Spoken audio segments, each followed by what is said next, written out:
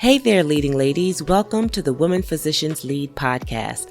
I'm your host, Dr. Lisa Herbert, a two-time best-selling author, speaker, family physician, and executive leadership coach with over 20 years experience of providing primary care and serving as a healthcare leader. If you are a woman physician ready to make a change in your career and have a seat at the leadership table, then you are in the right place. I'm excited to provide you with the crucial skills you need to be a successful leader and strategies to deal with workplace challenges. So put on your headphones and listen as we explore the new world of building women physician leaders. Hello. Welcome back to another episode of the Women Physicians Lead podcast. I am so excited today to bring you another amazing guest. She has a whole plethora of advancements that she's had in terms of health equity and eradicating healthcare disparities. She is fearless about being first and also creating her own path in leadership. So I am excited to bring to you today Dr. Airica Steed. I'm going to read a little bit about her and her esteemed portfolio. So Dr. Airica Steed serves as the first minority appointed System Executive Vice President, Chief Operating Officer for Sinai Chicago Health System and flagship president of Mount Sinai and Sinai Children's Hospital, where she is charged with leading strategy and operations for 4 acute, post-acute, and specialty care hospitals, multi-specialty medical group physician enterprise composed of over 4,000 caregivers and 800 physicians. She has spearheaded a multifaceted clinical, operational, and financial transformation geared towards achieving a cumulative $75 million margin improvement, quality and safety performance improvement, and profitable growth, as well as making monumental groundbreaking advancements in advancing health equity and eradicating healthcare disparities across the marginalized communities. Dr. Steed is highly accomplished and award-winning transformational healthcare executive with over 20 years of exceptional leadership skills and a proven track record of driving results and execution excellence, including, now get this, being recognized as Modern Healthcare's top 25 minority leaders in healthcare, top 25 healthcare innovators, and up and coming, Diversity MBA Magazine top 100 executive leaders under 50, and Becker's Hospital Review top 130 female healthcare leaders to know, 75 Black healthcare leaders to know, and Rising Star. She is recognized as a strategic and visionary change leader, transformational architect, and international expert in Lean Six Sigma, Malcolm Baldrige framework, and the Big Four management consulting across community and specialty hospitals.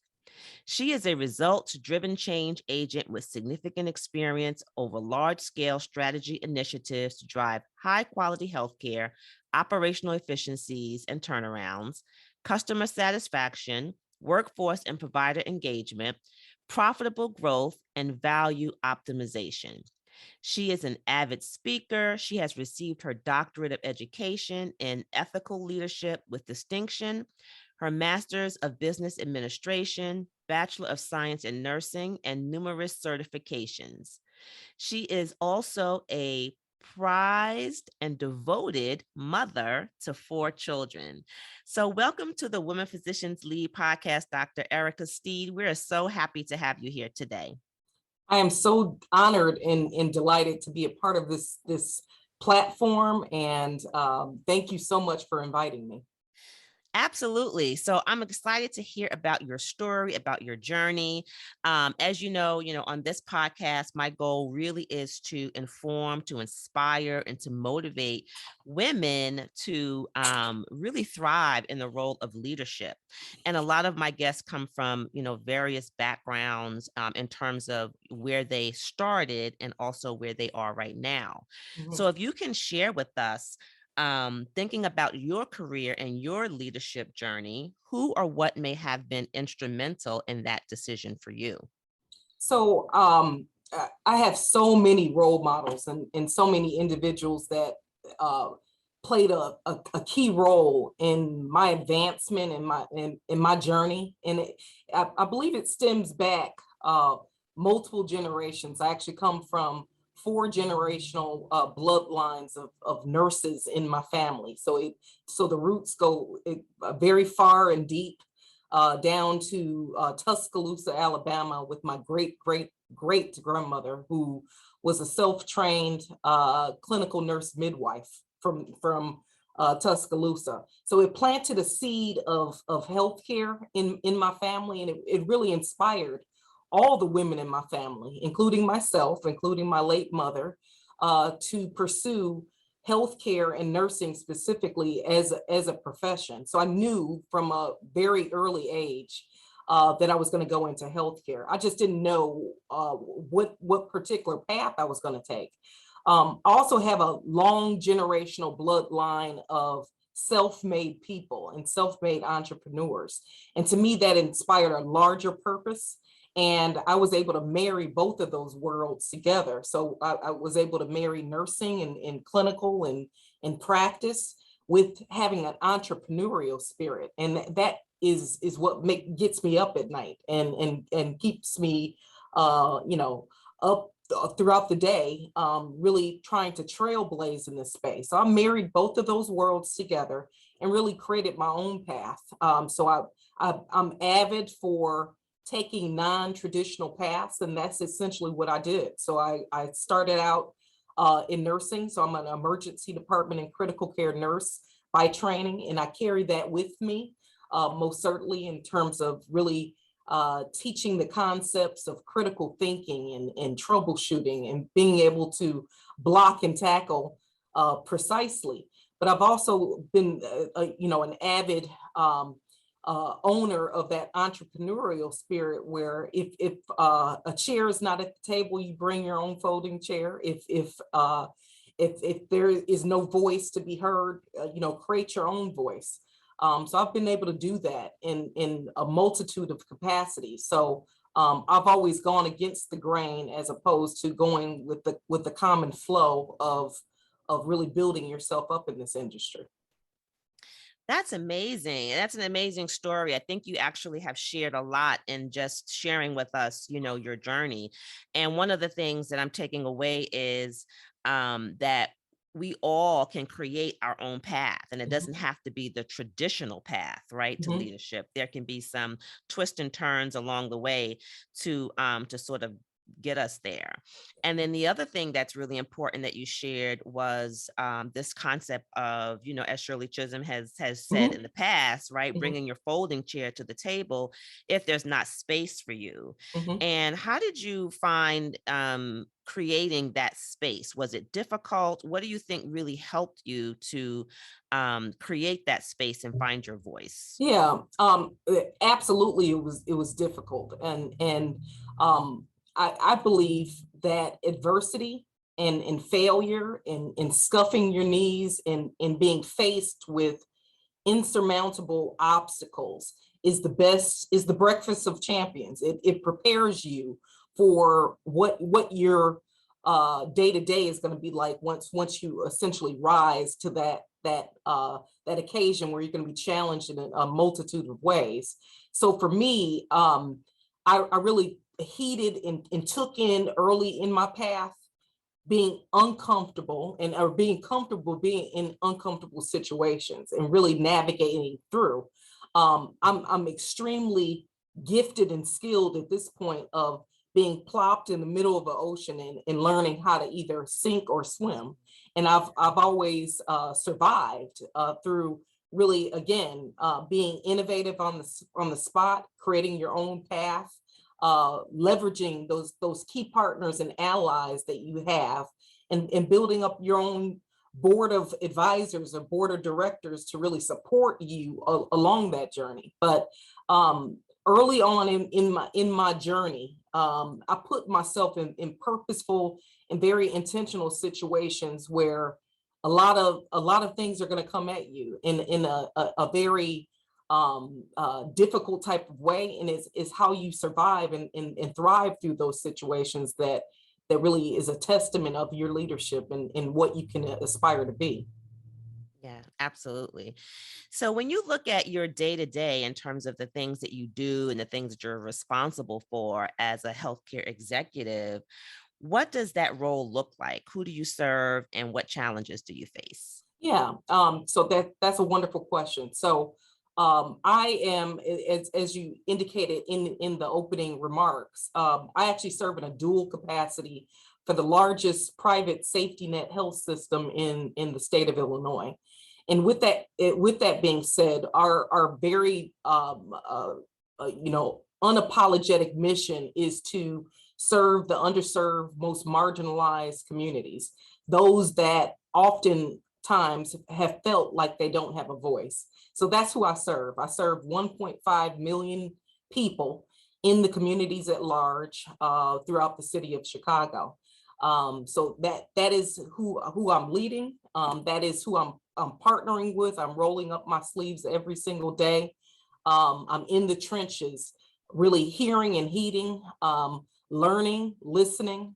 My day to day changes every single day, so it's not the same. So certainly, on a structural level, I lead up all of the hospitals, all of the clinics in my organization, and my goal is to improve the life expectancy of those that we serve and eradicate healthcare disparities and really drive health equity at its best.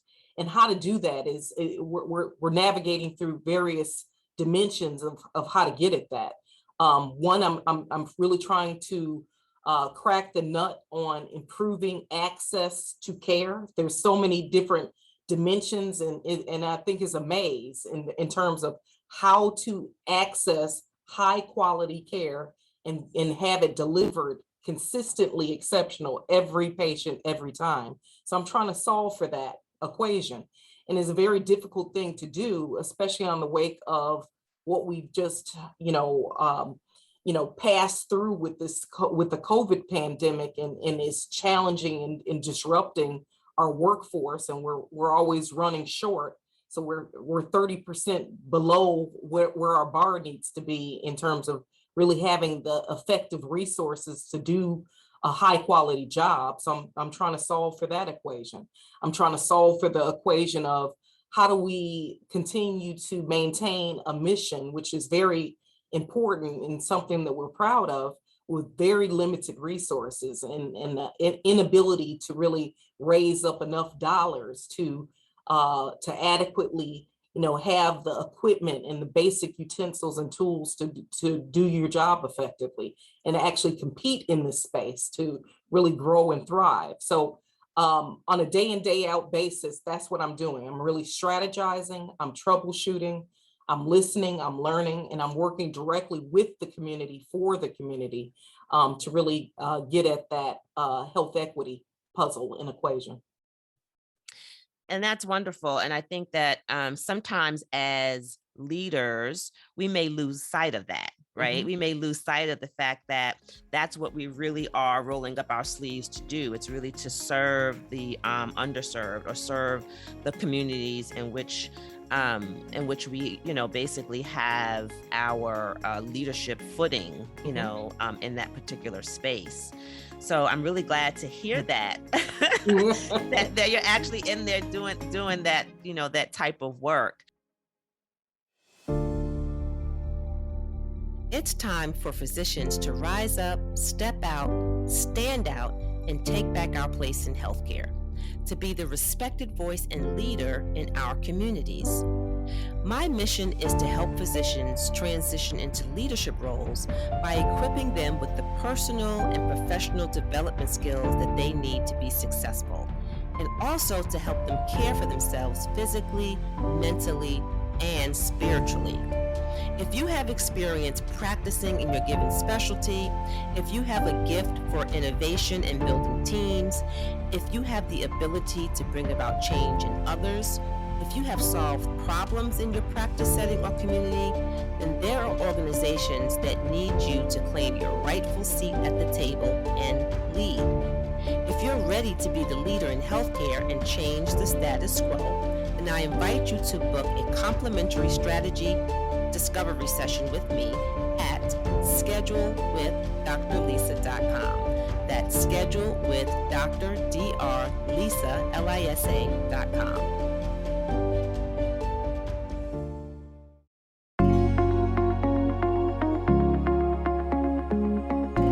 I wanted to kind of ask you a little bit about, because you had mentioned, or I actually had read in your bio that you do also oversee this physician enterprise piece as well. And as you know, there are or there is rather a lack of, physician leaders in the spaces where we probably would be very helpful in terms of advancing a lot of the issues that we're seeing in healthcare. So why did you feel it was really important to include that under your leadership, to make sure that physicians do have some sort of a voice at the table as well? So long and short, we cannot solve for health equity and eradicating healthcare disparities without having our physicians at the table. And our physicians are key and essential to that. But more importantly, and especially in the environment that I'm in, is important that we really are more intentional in terms of mirroring the population that we serve, both in gender as well as in racial and ethnic match and representation. So that's why it was so critical for me. And throughout my career over the past 20 years, although I'm a nurse and a doctor prepared nurse, I've always worked hand in glove in a dyad partnership with my physician leaders and colleagues. And I think it's important to have that voice at the table, just because that's where we start to build away the lack of trust that has, really pervased the industry, to why we are seeing such detrimental outcome disparities that we're actually seeing. So I think it's important for us to really raise up and really pay attention to what that physician enterprise needs to look like, really build those alignments, be intentional about representation and changing the path of not necessarily mirroring the population that we serve. So in the time frame that I've been in my role, I've created very intentional roles to help to get at that. So I actually created the first appointed vice president of physician diversity and inclusion. And the overall point of this role is to actually get before individuals land in the spot where they're actually choosing medicine as their profession. So let's start early in the process where let's start to go talk to the high schoolers and try to pivot early in the direction that you can do this. You look at me. I serve as a role model for that path that you can take, and I certainly can pay it forward and ensure that I make a much more seamless path for you to actually accomplish this objective. So that's one of the critical roles that I helped to create, that is in part certainly a part of our mission, but it certainly is living our mission in a different type of way. I am very proud to say that I've started to change the dynamic and started to raise up what our representation looks like, both in female leaders, female physicians, minority and diverse physicians across the board. So substantial improvements have been made in that. So now we're moving in a path where over 50% of our representation looks like us, and they certainly can serve a better cause. That's wonderful. And I applaud you for all the work that you're doing in that space, because it's so needed. Mhm. Definitely in terms of diversity and how we attack and again address the health the imbalance really in the health equity that we're seeing. So when you look at the things that you've done in your organization, what would you say that other organizations would need to do in order to really attack and address the issues in terms of diversity in leadership, whether it's, like you said, gender or race, Mhm. and in terms of these different healthcare provider roles? Well, so first and foremost, I think it's is important, diversity and inclusion as an important pillar and aspect of an organization starts at the top. It starts at the top of the mountain in terms of any organization. So I think it's important that number one, that the board and CEO of the organization are 100% in line with the path to diversifying the organization. It can't just be something that's written down and collecting dust on a shelf. You have to put action into those words and actually, start to represent that on a much larger scale. So having that governance support of diversity and inclusion is the first and foremost. Second is starting to, again, take action. So if in fact diversity, inclusion, and representation is important, then let's start getting more intentional about filling our gaps with diverse leaders and diverse positions and things of that nature, and also spreading that amongst the entire workforce and caregivers.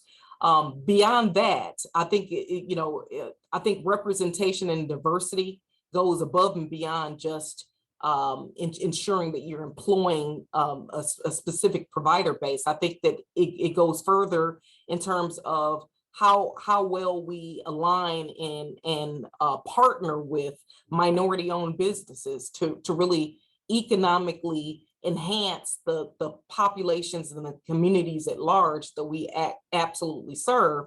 That's the way that you start to get at and reverse the inequities that we've been seeing. Is how do we support our Black-owned businesses? How do we support our women-owned businesses in the community, in those zip codes that really show up so disparagingly in comparison to much more resourced zip codes? So I think that it's a full strategy. I think that with that being said, I think it's important that what you don't measure, you can't improve.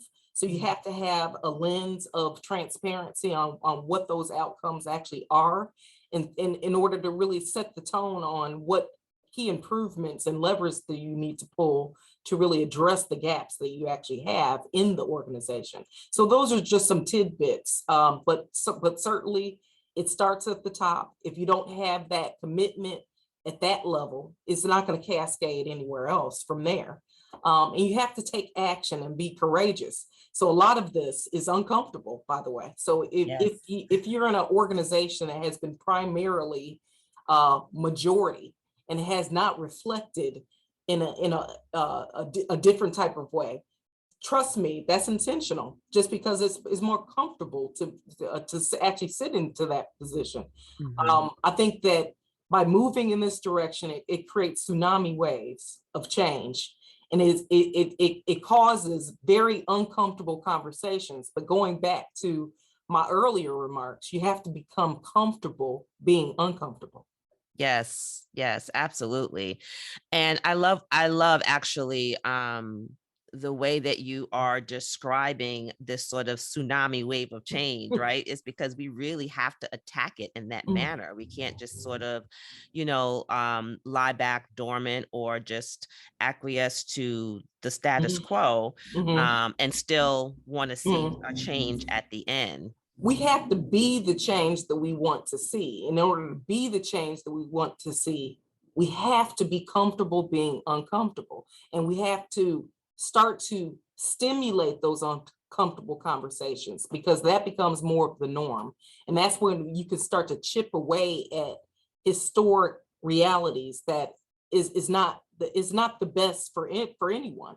So Yeah. navigating through that change is one of the key aspects of what I do. So I consider myself a chief change champion, a chief change architect, and I have to be the chameleon for the organization. I have to help flex and balance and help to navigate people through that and handhold through that, and really help to wipe away the scuffed knees as well as we go through the process. Yes, yes. And Dr. Steed, you are taking on so much in your in your organization and all the work that you're doing, and it's great to see.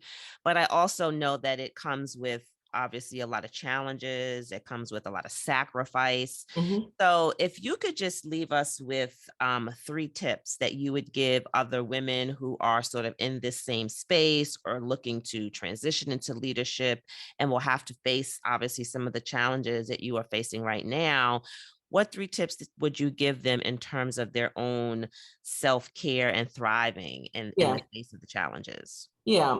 So I think that self-care, in order to really fulfill that, it comes with being able to be self-aware. So you need to know what your own limitations are. You need to know where your line ends and what you can't exceed beyond. So sometimes I think we're our own worst enemies in that, so sometimes we don't know when to shut it off, because especially being a minority female in this space, we have so much to prove and we have so much to make up for in time. But trust and believe there will be a tomorrow. So you need to balance out your time and know when to actually shut it off and cut it off. So that would be one. Number two, again, I think that you need to build that endurance and being able to navigate through uncomfortable situations. So you need to build up that muscle. It's true muscle development in Mm, terms of overcoming adversity is just part of the job. So you have to know, eyes wide open, that that's what you're getting yourself primed up for. Is not going to be a straight path. It's absolutely not. It's going to be very windy, very curvy, and rocks are certainly going to be in the road. So be eyes wide open in that, and don't be surprised when you encounter those various roadblocks, and it's just called adversity. And yes. I think that we have become champions in being able to overcome that. And then the third tidbit is, you're not in this alone. Mm, You have a tribe of individuals that are in a similar vein. You need to build up your network and build up your own personal board of advisors, board of individuals that you can depend on, that you can lean on, and know the fact that you're not trailblazing alone. I think that we cracked the ceiling a long time ago. We just didn't recognize it. But I think that by surrounding yourself with similar beings, with similar individuals that are on this a similar mission, I think that will accelerate us forward in a much more positive way than what we have. So I think all of those things are a reflection of self-care. I love those 3, and I'm just going to repeat them because I think I'm going to put them up on my wall somewhere. So the first is self-awareness, which is so key. Really just knowing what your limitations are, like you said, and knowing when to shut it off is so important. Number 2, building endurance and building that muscle, because like you said, we know that the adversities are there, right? Mhm, So there's no surprise. mhm, And we have to really just kind of build up that muscle to navigate through those difficult times. mhm, And then the third is that you're not in this alone. I think mhm, sometimes we forget that mhm, that mhm, we do have, people in our corner. There are others who have gone before us, who have mhm, done this work. mhm, And there are those who are, doing the work with us mhm. as well. And So, I can just share with you, just going back to one of your earlier questions about, like the who inspires you to do what you do. I have 4 children, and most people don't realize that in terms of what I juggle on a day in, day out basis. But I have two daughters, and those daughters look up to me 100%. They think I'm superwoman. mm, And I get frequent text messages from my daughters or whatever, and they inspire me, they motivate me, they push me, and they give me permission to do what I do. And at the end of the day, as long as I'm winning there, that inspires me to live another day to do this great work that we're doing. Because at the end of the day, it's the next generation of leaders and next generation of physician champions that we're building up. So keep that in mind. Who's looking at you? Because you're always in that under the microscope and in that fishbowl. And for me, I'm in the fishbowl for my daughters. Yes. And that's great advice. Thank you Mhm. so much. This has been such an inspiring talk. I know a lot of the audience, the people who listen to this podcast, are going to garner a lot of information, a lot of inspiration from this. So I just want to say thank you again for taking the time out of your very busy schedule I love to it. share with us your pearls and tidbits and share with us your journey. I'm Yeah. very appreciative, and I look forward, to having you on again in the future. Yeah. Well, absolutely. I'm volunteering myself. So thank you so much, and I appreciate it. That's wonderful. That's wonderful. So here we are. And again, thank you again, and we'll see you and talk to you again soon. Okay, perfect. Thank you so much. Thank you for listening today and for allowing me to be a part of your career journey. To continue receiving leadership support, I invite you to join our private Facebook group, Building Women Physician Leaders, at www.leadingladiesincharge.com. Until next time, take care.